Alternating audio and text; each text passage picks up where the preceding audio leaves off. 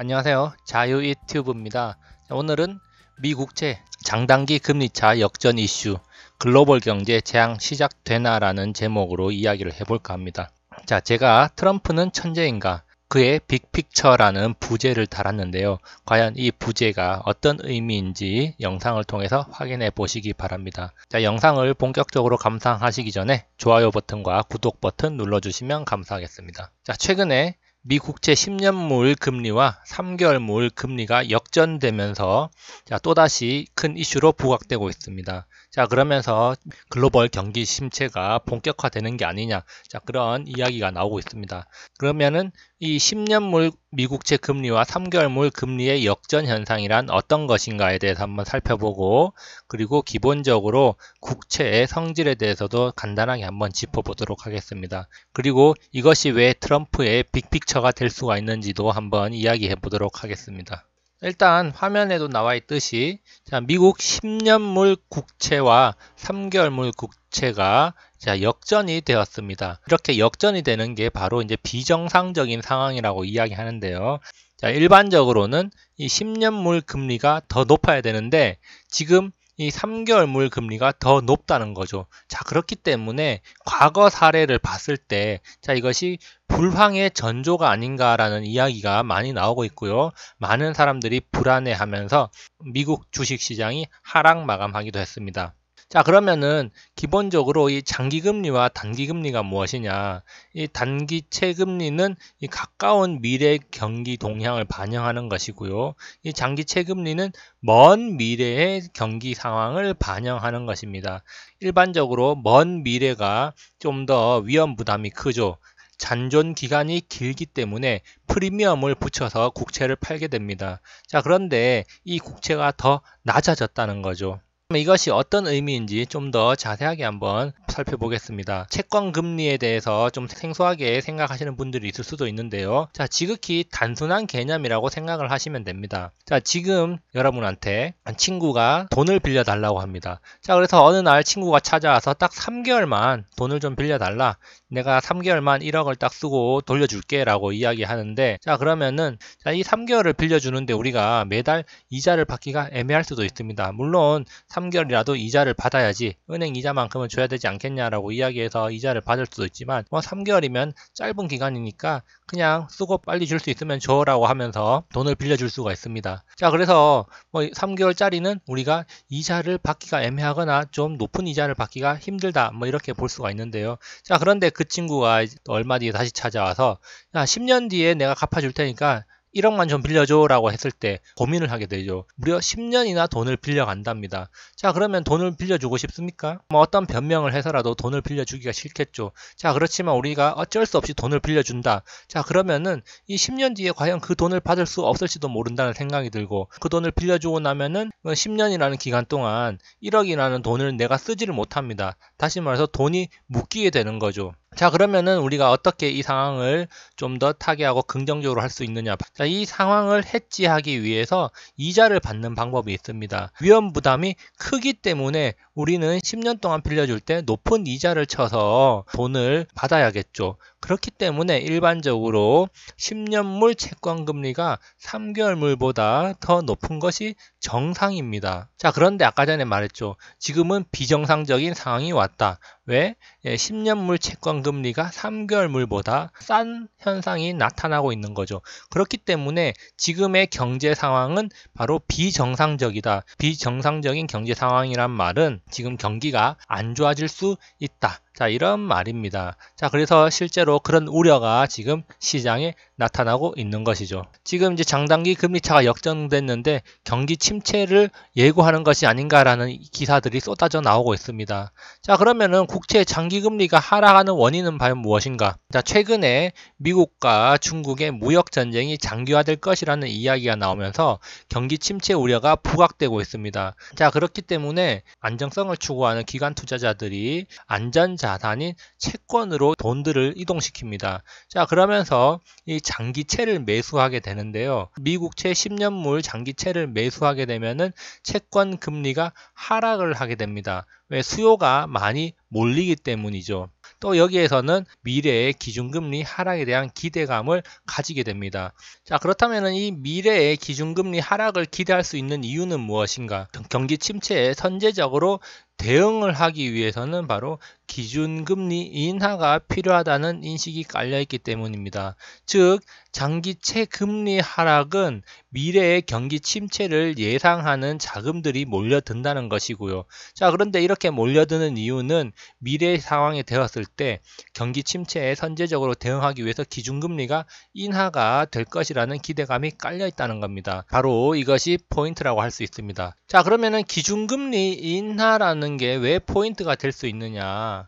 우리가 트럼프의 지금까지 행동을 한번 되새겨 볼 필요가 있습니다. 자, 이것은 트럼프가 준비한 시나리오의 하나일 것이다 라는 생각을 할 수가 있는데요. 자, 트럼프는 지금까지 여러 번 연방준비제도, 즉 패드의 기준금리 인하를 지속적으로 요구해 왔습니다. 자, 그렇지만 패드 입장에서는 미국 경제가 견조한 흐름을 보이고 있기 때문에 금리 인하를 할 적절한 시기가 아니다라고 하면서 트럼프의 말을 무시해왔죠. 자, 그러니까 그렇기 때문에 트럼프로서는 기준금리 인하를 만들기 위한 환경을 만들어야 된다고 생각을 했을 가능성이 있습니다.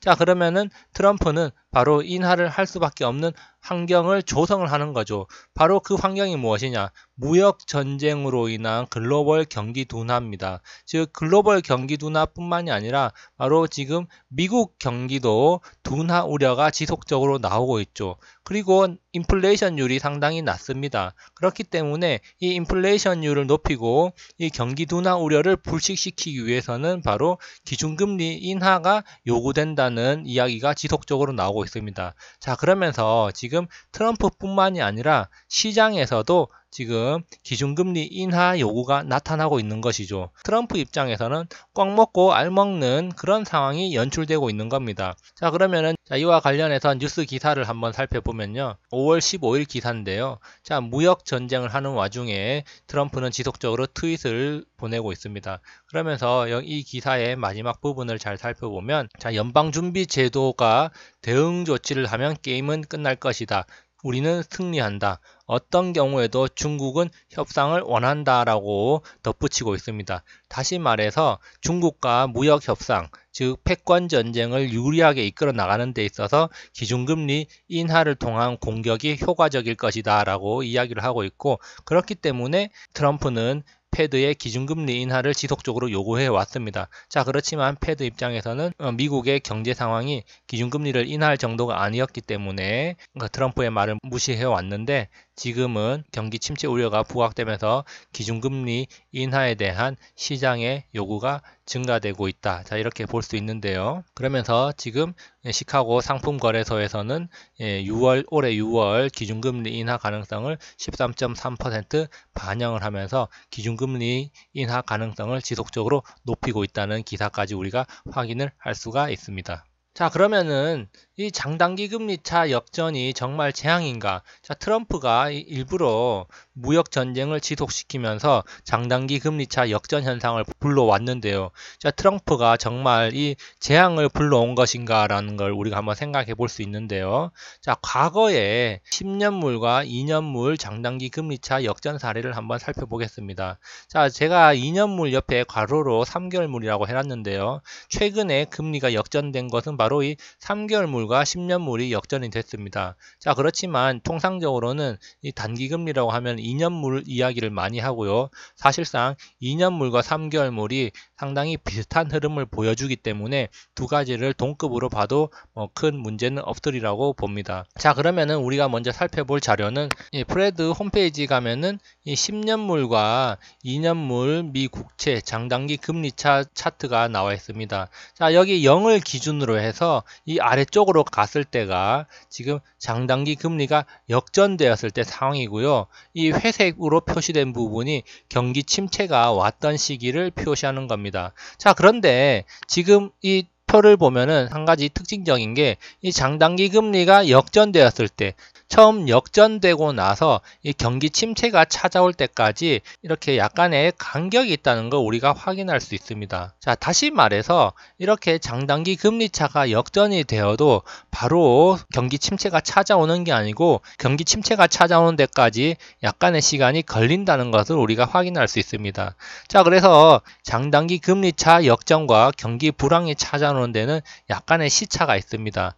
자, 그래서 여기 정리를 한번 해봤는데요. 자, 1988년 12월에 역전되었을 때 역전되고 나서 바로 1990년 7월에 불황이 시작됐고요. 그리고 2000년 2월에 역전이 되고 나서 2001년 2월에 경기 불황이 시작됐고, 자, 2006년 1월에 역전이 되고 나서 2008년 1월부터 글로벌 경제 위기가 시작이 됐습니다. 자, 이렇게 본다면은, 자, 평균적으로 그러면은 1년 반 정도의 시차가 있구나. 자, 이런 것들을 우리가 생각을 할 수가 있습니다. 자, 실제로 여기에 대해서 또 조사한 자료들이 있는데요. 자, 지금 이 자료는 미국 장단기 금리차와 OECD 경기 선행지수의 1년 6개월을 선행한다, 이런 자료입니다. 자, 그래서 이 OECD와 세인트루이스 연준의 자료를 바탕으로 재구성된 건데요.